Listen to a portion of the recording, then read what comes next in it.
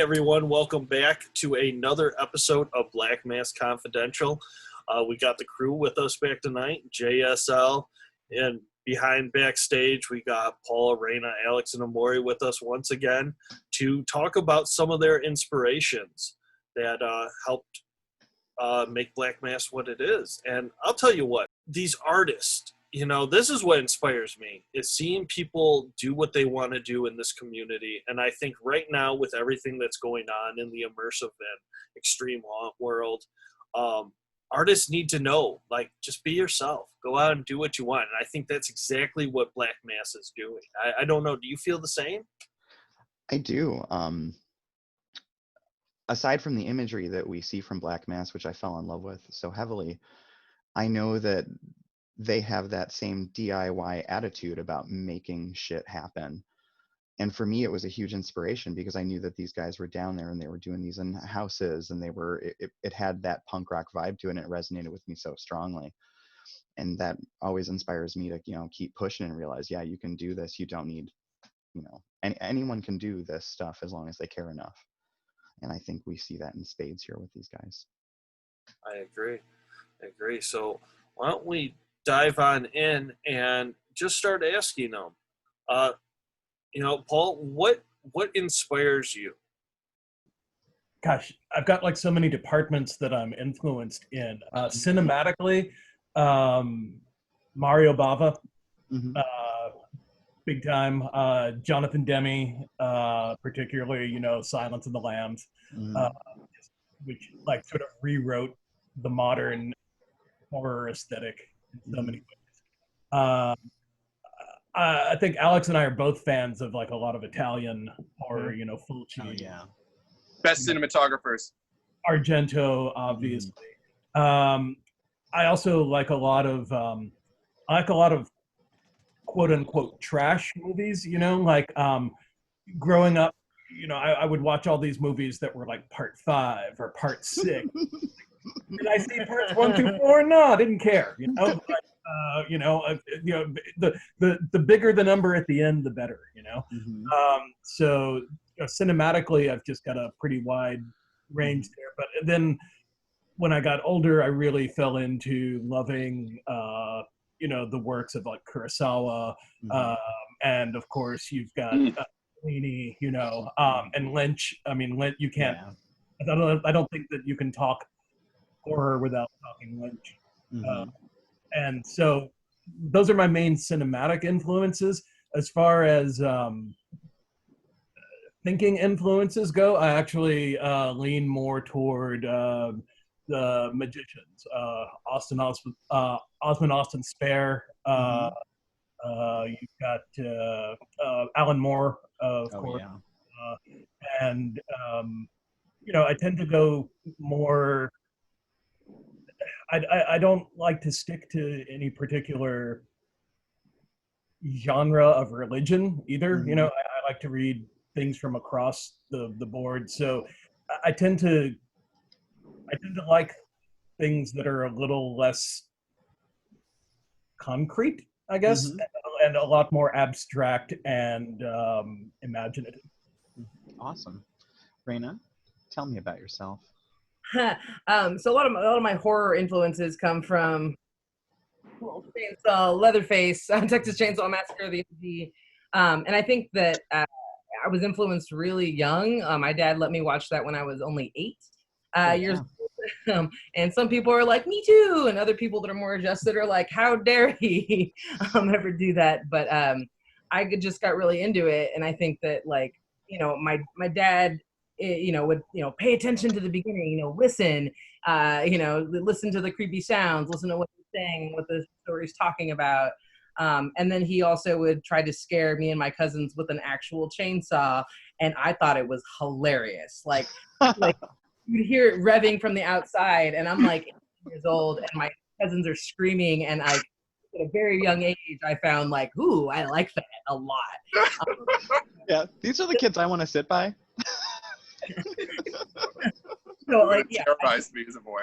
I'm creepy and just love to hear people get scared, and I love to be the person to scare them. And then in high school, we got to go put together a hayride because there was already a boring hayride that our little.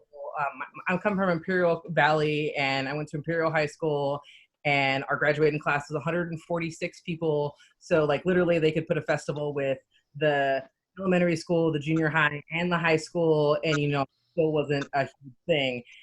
So all those schools combined, do this little Halloween fest, and people would go on the hayride, and it was just this boring hayride around the block, and that was it. And we had a really cool band instructor come in, Mr. Hepburn, PJ Hepburn came in, and he took it over and decided we're going to make this like a haunt. And he split the band into 4 teams, and each of us got a softball, baseball background, and we got to do whatever we want. And I kind of took the lead on ours. We were the trash yard ghouls, and we were kids. Like we had some friend's old pickup truck that he let us paint. We put a body in the hood and made it look like that they were stuck in the hood, like they got all messed up. We had a graveyard scene, an actor, actors running away, being chased by a killer, and all just garbage bags just all over the backstop, and it was a little competition. And we got second place to the rich kids that had the fog machine and, made it look like Fantasia. And it was cool, but it was like, Yeah. like ours was scarier, whatever. There's what's cooler, but ours is scarier. Yeah. I think that's where really I was like, I want to make, I want to make horror. I want to scare people. And when I started college, I started working at my first corporate haunt, which was Frightmare on Market Street. And we worked there, and we got to be all sorts of different characters. You weren't just cast as one thing. I got to be a clown, a leper. So just even like I'm getting paid to have makeup put on. It was like another cool, exciting thing. And I wanted to really run the chainsaw. Like I had been watching chainsaw movies forever, and 10 years by then, and I just wanted to run it. And the manager, Bob, sexist Bob, did not believe a woman could handle a chainsaw. And I was like begging him over and over again, come on, please let me do it. And finally, on like the last night, or it might have been Halloween, all right, you can run the chainsaw, but if you have any problems, then that's it for you, young lady. Like he was that guy. And I'm like, give me the chainsaw, like I'll show you. So he No let one me has seen him since that night. I've not ever seen him again, but if he's watching now, Bob from Frightmare on Market Street, yeah, and I just fell in love with like how afraid people are of the chainsaw, because really they weren't afraid of me, they were afraid of that chainsaw, because if it ran out of gas and it started puttering out, people would be like, oh, get me now, bitch. They would make fun, and then getting to rev it one more time, like, oh, just kidding, and they would run away to the next section. But yeah, I just fell in love with scaring people. That reminded me, actually, my first haunt that I ever attended, I was 6 years old, and it was a high school haunt. It was put together Plains High School in Plains, Georgia, and it was a high school haunt. And I remember, like, definitely they did the, ooh, you're touching brains, and it was a plate of spaghetti and all of that. And yeah, that was probably pretty influential as well. I dare you. I love that you put were that into a 6 black years mass. old. Yes, for real. Yeah, it was 6. 6 yeah, years old, 6-year-old brain. pastor's son going into the haunted house. God, that sounds so right, though. It sounds so right. 6-year-old pastor's son. I'm like, Yeah. I fell in love with chainsaws, and then I went. I always wanted to do acting and theater, and my mom always told me, like, all right, just get your degree before you start doing acting stuff. Like, it'll pay off in the end. Trust me. And I listened to her and got the degree, which is nice because I can have a regular job and now do all the acting stuff on top of that. So thank you, Mom. Here's your shout out. Yeah, and then I worked at Hayride, or Great Horror Campout and Hayride, and then that's where I met Adrian, and then started doing immersive theater at Heretic. So wow. all led to this moment of haunting people. But the overall theme, I like seeing people scream, and it's really frightening. I knew I liked you for a reason. I knew it. Alex, tell me about your influences. Well, honestly, it starts. I mean, my dad was a special stage manager, did a lot of shows, and got me exposed to Shakespeare as a very young kid, and I was really into it. Like, he was kind of surprised how into it I was. And really young, he took me to see a Scottish play that I don't talk about in this room. Thank you. And and Sally Kirkland was in it, and it was like right when she had won the Oscar, and it was like really, really like I was a young kid, so this time I'm like 9 years old, and I'm watching Sally Kirkland like get topless on stage when she does the suicide scene, and like just the gore. I was front row for this thing, and I was just the gore and the decapitation at the end with, oh my God. And I just went to my dad. I was like, oh, this is awesome. Give me more. And so he showed me Kurosawa. He showed me Akira Kurosawa, and I watched Rashomon. And I was obsessed with this movie. And we used to eat sushi at this place in Huntington Beach. And one of the people that we used to eat with there was his personal assistant. So like I used to talk to her all about him, and that's what got me into film. And so my dad saw that, and he was a high school teacher, so he got me to be a chaperone to go along to Universal Studios to see, to go on that whole thing. And that's where it really kicked off for me. The horror obsession came because they used to have this 3 soundstage thing at Universal where it was like Back to the Future, Hitchcock, and Henry and Henderson's. And that Hitchcock part, like the part that got me, and this is a marketing thing that we still use to today, is before we went to the soundstage, the guy was like, hey, kids might be a little scared of this next part. If you're like squeamish, you probably don't want to do the Hitchcock part. And then instantly I was like, I'm in. I'm fucking going, Dad. No. And it was amazing, man. Like they did the whole scene for Saboteur. It made me a Hitchcock fanatic. Like I had the whole ride home, which was like an hour and a half because I lived in Orange County. And then of course we had to drive to Rosemead before that because that's where my dad taught. So the whole way home, I'm like, who is Alfred Hitchcock? How can I get all of his movies? What is going on? I'm obsessed. Please help me with all this stuff. And that's what got me obsessed with film and all that stuff. And my dad would always make jokes about me because he'd be like, your friends are all going to see Hard Target and you want to see Much Ado About Nothing? What the hell's wrong with my son here? Like, you're freaking weird, man. And from there, I was always looking for what's around the corner, like always looking for what's new and not what's already happening, Like from there, I got into like I think a big influence on me was like Hamlet, because I love the art is the lie that tells the truth. So influenced because I just hate bullies, and I love it in art when bullies get their shit handed to them. Like we were just watching Tombstone the other day, and that part with when Kurt Russell goes up to freaking Billy Bob Thornton and just starts smacking the shit out of him. It's like, throw down, boy. It's like, you're gonna, throw out and skin that smoke wagon. Oh my God, I get teary-eyed when I watch that because I'm like, yes, get that bully. Get that piece of shit. I'm just like, I love that. It gets me so fucking, just so fucking, like I wanted to get the bully so bad. I'm like, and how I can do that without becoming a Columbine shooter is throughout art. And I think a lot of people, I think we'd have a lot less violence in the world if people would do what my dad did with me and like nurture my interest in horror. Instead of suppressing that stuff. So yeah, and that just leads me into like getting into toe tag. These guys were making me feel like I saw August Underground after I worked with Nick Palumbo for Murder Set Pieces.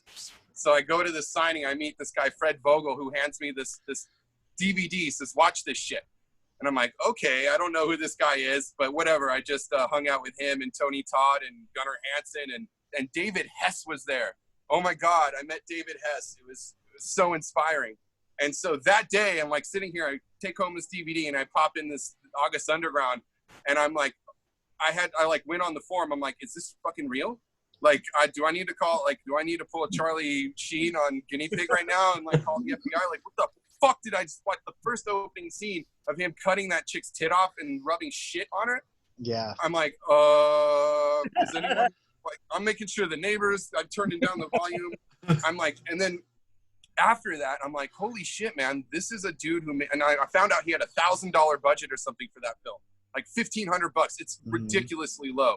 And I'm like, God damn, that guy and his friends got together and made something with nothing, with just passion and love. And I'm like, man, I want to find that. So like, I started looking for adventures, and that's how I found Blackout.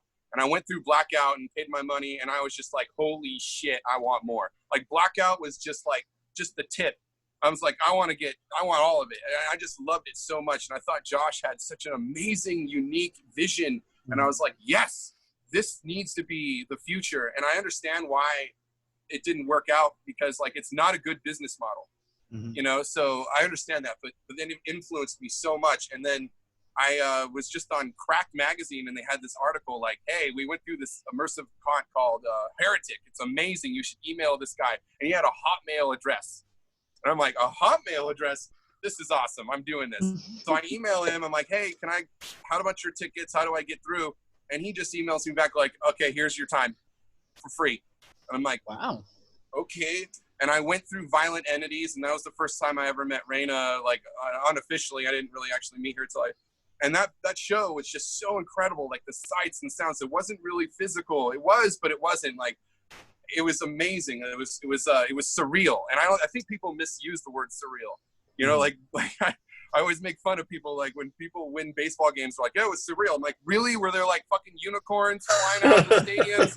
Or like you were pissing rainbows out of your ears? Like it was surreal? Like people misuse that word a lot. And then I was like, holy shit. I thought about that because like when I went through Heretic, I was like, that was actually surreal. Like that was real. That was fucking amazing. And so from there, I asked to go through Paratoxic, and Adrian was like, oh, I don't have any tickets, but do you want to be a monster? And I'm like, I'm terrified of being a monster. I cannot do that. I never thought of that. I just like to hang out on movie sets and get my foot in the door and just meet people and observe and write. But he was like, no, like, would you like to be a monster? I'm like, can I be crew instead? And he's like, yeah, sure. Your call time's 6 o'clock. And so I showed up that day to Paratoxic, and I'm like, all right. So, you know, of course I'm like all starstruck by him. And he's like, okay, here's your costume. You're playing an RN. I'm like, oh, I'm acting. And like literally I love him, and I love to tell that story because like if it weren't for that moment, I wouldn't be sitting here talking to you guys right now, because like he thrust me into it. Like I was too scared and depressed and like in a bad place in my life to do anything with my life, and he was like, no, and he didn't even know me. It was just weird. He's just like, no, you're a monster now. And since that day in 2014, man, I've just been rocking and rolling ever since, you know. And I think my influence in horror is like really different. You know, I like Gaspar Noé, I like Chan-wook Park, I like the Emmanuel series. I know that's kind of weird. We were just watching Emmanuel in America, and it's fucked up, right? Yeah. So I don't know if I'm like, I love horror. I love cut and slash, as my dad used to call it.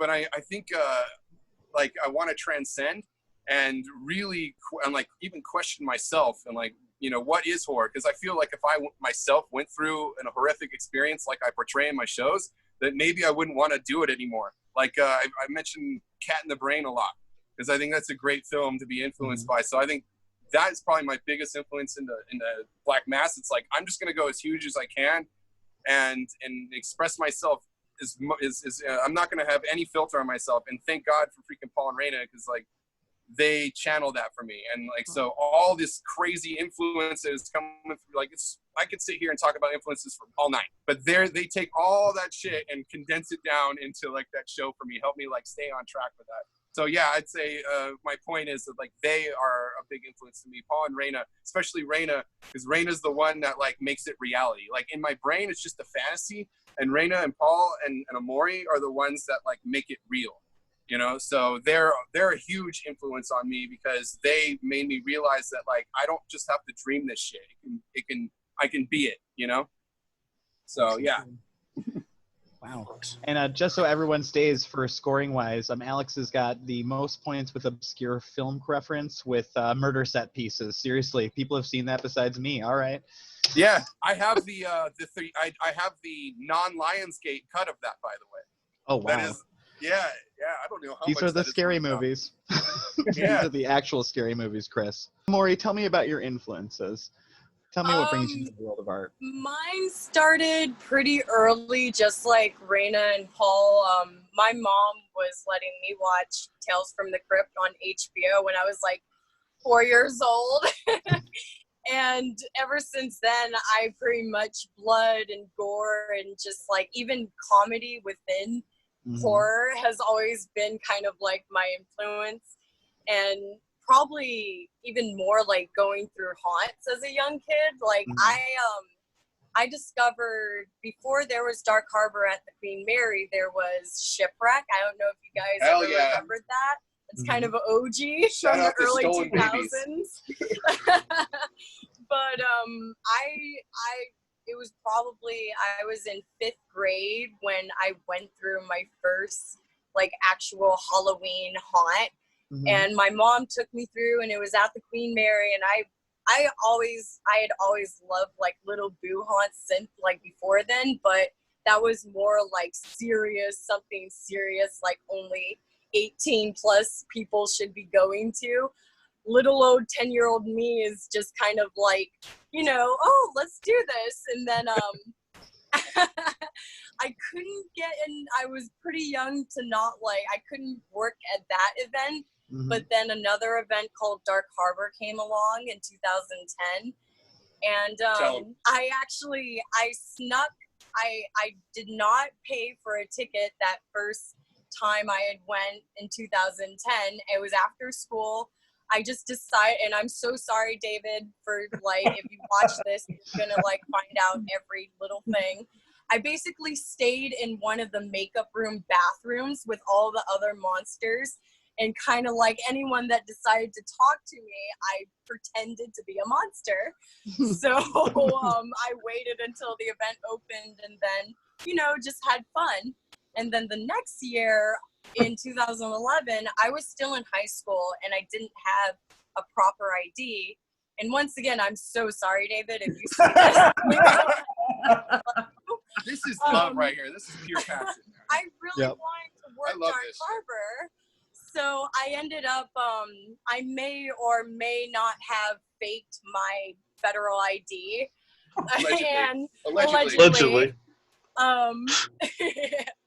I may have not done that, and basically I got hired, and like they weren't I don't think they were having background checks the first couple of years, so I was able to slip through the cracks being in high school allegedly. But then the next like couple of years I got my ID, and I was just, I was going through the process legally. But I, ever since like 2011, I've been working Dark Harbor, and I fell in love with haunting, and I fell in love with people reacting to certain moments. And since then, I've always wanted to, I wanted to like create and like make other people react to certain things, whether they're scared, whether they're crying, whether they're like deeply terrified of something, whether they're laughing. I always took on from like things from like how in Tales from the Crypt there's always a twist ending, no matter what. Say like the guy, he killed the vampire, he killed that gremlin, and he killed something. He killed the mummy to like get all of the gold, and he think he has the gold until like he hears a doorbell and he thinks it's his hot ass girlfriend. He opens the door, and there's the fucking mummy ready to behead him. And there's the end of the show. I was always influenced by those little twist endings, and those little twists always made people react a certain way and feel a certain way.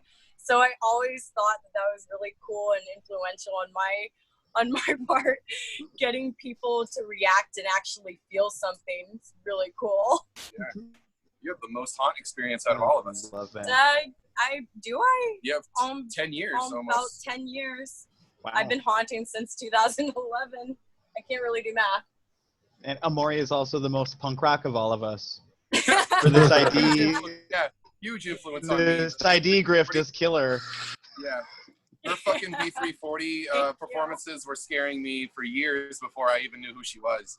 I was always a fan. Like, yeah. I might be older, but I very much look up to her when it comes to scare acting. Like, she is my yeah, she's the best. Like Reyna too. It's hilarious because I look up to you as well, because I wasn't really I didn't know about a lot of like serious horror films about, like, I had never stumbled upon Irreversible before Alex. Sorry. And That's a great date night movie. Yeah. And Very feel good.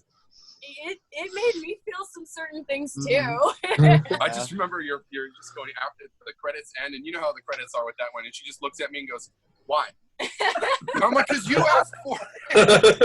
I would totally watch it again. I'm that kind of person that goes to bed with I'm the kind of person that goes to bed to movies like Schindler's List, Angela's Ashes. Angela's Ashes. I know Real Angela's good Ashes. stuff. Yeah, by quote. I could probably also go to bed to Irreversible. Not me. I'm human. Yeah, Alex like influenced me too. Like films, you know, like I like the classic stuff. You know, Halloween, Jason, obviously, Texas Chainsaw, Rob Zombie movies, and you know, Alex is all this other obscure stuff where I'm like, what? And I'm like, I feel like I know nothing. And so, like, there's still even more movies that I should watch that he recommends. But yeah, Kitty's absolutely right. Like all the Yeah, I gotta thank Stephen Biro. I got a shout out to Unearthed Films for just being like, that was fuck fan. I mean, I don't want to say fuck Fangoria because I fucking love those guys. But I found Unearthed Films like really early, and I bought everything I possibly could. And those guys are like, if you're looking to get into obscure cinema, just go to unearthed.com and just pick one. You cannot go wrong. Steven is doing an amazing job, and like his integrity and like everything that they stand for is so beautiful. So like, yeah, I don't mean to like shamelessly plug them, but they're like amazing. And if you want to get into like, you want to know what's up, hit them up. They're the future. Honestly, they really are. Oh yeah, you never forget your first guinea pig film. You will Fuck, never dude. ever forget it. I used to love showing that shit to people. Like my ex's friends would come over and I'd put that shit on and tell them it was real.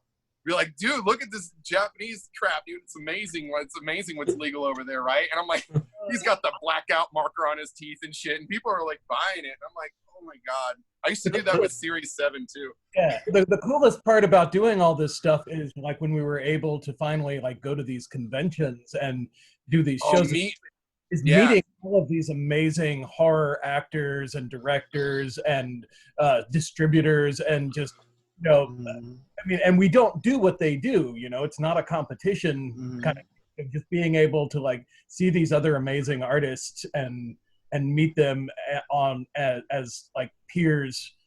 It's inspirational. It's an interesting thing, yeah. It's inspirational, man. That's what I love about art as opposed to like competition. Like if you're on a sports team, it's like you have this like I gotta beat you. But I love art because like when I see my peers, I'm not like, I don't feel threatened by them. I feel inspired and like I'm a fan. Like I'm a fan of horror before I'm like a writer. So when I see like your stuff or anybody else's stuff, I'm stoked because I don't want to like, I'm not pretentious to the point where like I just want to watch my own shit. Like I'm a fan of the genre, so I want to see the new shit that's coming out. So like I look at it like the hardcore scene in the 80s. Like I'm so stoked on all this great independent, like everybody's expressing themselves so truly, and I don't feel like it's like they're pandering or it's like it's true right now. I love being a part of this right now. This is beautiful. I feel like this is like hardcore in the 80s. Like we're the pioneers right now. It's beautiful. I wish I would have had Alex around when I was younger, because there was a point where like I stopped watching horror movies because I'm like, they're not scaring me. This isn't scary.